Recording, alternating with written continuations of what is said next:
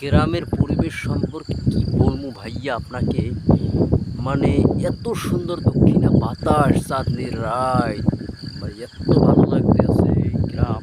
খুব ভালো লাগে, খুব খুব খুব এত সুন্দর লাগে। এই যে গাছ, গাছের আড়াল দিয়ে চাঁদ, খুব সুন্দর লাগতেছে।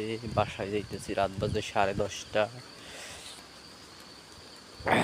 গ্রাম মানে শান্তি, গ্রাম মানে প্রশান্তি, একদম ভালো লাগে খুব।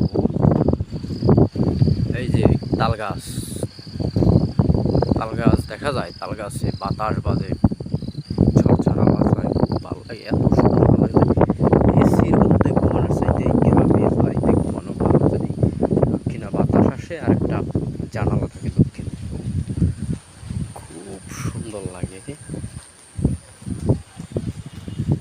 পুকুরে কিন্তু পানি নাই, পুকুর শুকিয়ে গেছে, ছোট্ট পুকুরের জন্য শুকিয়ে গেছে আগেই।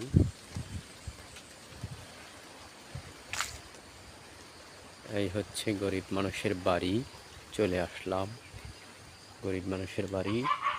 বাবার তো বলে, ওই যে জানলা খোলা দেখেন, দেখা যায় জানলাটা খোলাটা, ডিম লাইট মনে হয় হালকা জলে।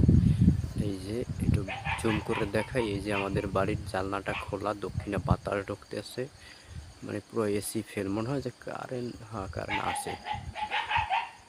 তো ওদিকে এবার কুত্তা বলতে আছে।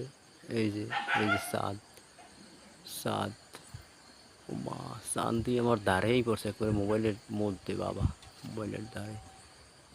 এই যে খুব সুন্দর লাগতেছে, সুন্দর পরিবেশ, গ্রামের অসাধারণ পরিবেশ। এই